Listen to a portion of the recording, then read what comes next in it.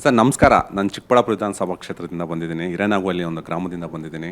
Sir ಇತ್ತೀಚೆಗೆ ಜನ ತುಂಬ ಮಾತಾಡ್ತಾ ಇದ್ದಾರೆ. ಒಬ್ಬ ಆರ್ ಅಶೋಕ್ ಒಬ್ಬ ಅಸಮರ್ಥ ವಿರೋಧ ಪಕ್ಷದ ನಾಯಕ, ಹಾಗೆಯೇ ಒಬ್ಬ ನಿಮ್ಮ BJP ಪಕ್ಷದ ಏನು ಒಬ್ಬ ರಾಜ್ಯಾಧ್ಯಕ್ಷರಿದ್ದಾರೆ ವಿಜಯೇಂದ್ರ ಅವರು ಒಬ್ಬ ಅನಾನುಭವಿ ರಾಜಕಾರಣಿ. ಇದನ್ನು ನಿಮ್ಮ ಪಕ್ಷದಲ್ಲೂ ಒಪ್ತಾ ಇಲ್ಲ. ಯಾಕಂದರೆ ಈ ವಿಚಾರನ ರಮೇಶ್ ಜಾರಕಿಹೊಳಿ ಅವರು ಎಲ್ಲ ಚಾನಲಲ್ಲೂ ಎಲ್ಲ ಮಾಧ್ಯಮದಲ್ಲೂ ಮಾತಾಡ್ತಾನೆ ಇದ್ದಾರೆ.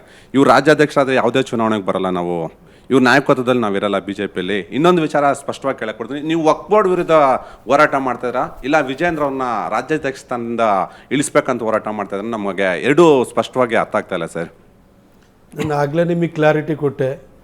ನಮ್ಮ ಅಪ್ಪ ಯಾರು ಅನ್ನೋದ್ರಿಂದ ಪ್ರಾರಂಭ ಮಾಡ್ಕೊಂಡು ಬಂದು ಹೇಳಿದೆ ಸರ್. ನೀವೇನು ಪ್ರಶ್ನೆ ಕೇಳಿದಿರಿ, ಉತ್ತರ ಕೇಳಿಸ್ಕೊಳ್ಳಿ ದಯವಿಟ್ಟು. ಈಗ ಚುನಾವಣೆ ಇರೋದು 3.5 ವರ್ಷದ ನಂತರ. ಆವಾಗ MLA ಆಗಬೇಕು, ಅದಾದ ನಂತರ ಇಲ್ಲಿ ಅಸೆಂಬ್ಲಿ ಬರಬೇಕು, ಇನ್ನೇನೋ ಆಗಬೇಕು, ಅದು ಆಚೆಗಿರೋದು. ಇವತ್ತು ವಫ್ದ್ ವಿಚಾರ ತೊಗೊಂಡಿದ್ದೀವಿ. ಈ ವಿಚಾರ ಇನ್ನು 3.5 ವರ್ಷ ಇರುತ್ತೆ ಅಂದರೆ ನೆನ್ನೆ ಆಗಿದೆ, ಜನಕ್ಕೆ ಇವತ್ತಿಗೆ ಮರ್ತೋಗಿರುತ್ತೆ.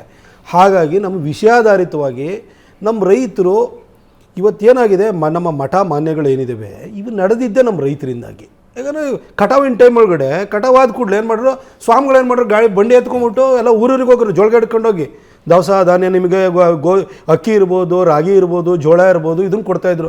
ಜೊತೆಗೆ ಕಾಣಿಕೆನೂ ಕೊಡೋರು ಅವರಿಗೆ. ಅದರಲ್ಲಿ ಮಠಗಳಲ್ಲಿ ಅನ್ನದಾಸೋಹ ನಡೀತಿತ್ತು, ಅಕ್ಷರದಾಸೋಹ ನಡೀತಿತ್ತು. ಇವತ್ತು ಮಠಗಳನ್ನು ಬೆಳೆಸಿದಂತಹ ಮಠಗಳಲ್ಲಿರುವಂಥ ಅನ್ನದಾಸೋಹ ದಾಸೋಹಕ್ಕೆ ಕಾರಣವಾದಂಥ ರೈತನೇ ಭೂಮಿ ಕಳ್ಕೊಳ್ಳುವಂಥ ಪರಿಸ್ಥಿತಿ ಬಂದಿದೆಯಲ್ಲ. ಇವಾಗ ನಮ್ಮ ರೈತನ ಉಳಿಸ್ಕೊಳ್ಳಿಲ್ಲ ಅಂದರೆ ಪರಿಸ್ಥಿತಿ ಎಲ್ಲಿಗೆ ಹೋಗ್ಬೋದು? ಈ ವಿಚಾರಕ್ಕೋಸ್ಕರವಾಗಿ ನಾವು ಈಗ ಹೋರಾಟವನ್ನು ಕೈಗೆತ್ಕೊಂಡಿದ್ದೀವಿ. ಯಾರ್ದೋ ವಿಚಾರ ಇದ್ದು ಬೇರೆಯವ್ರದ್ದು ಇದಕ್ಕಂತಲ್ಲ. ಆಮೇಲೆ ಯಾರು ಸಮರ್ಥರೋ ಅಸಮರ್ಥರೋ ಇದ್ರ ಬಗ್ಗೆ ನಾನು ಸರ್ಟಿಫಿಕೇಟ್ ಕೊಡೋಕ್ಕೆ ಹೋಗಲ್ಲ.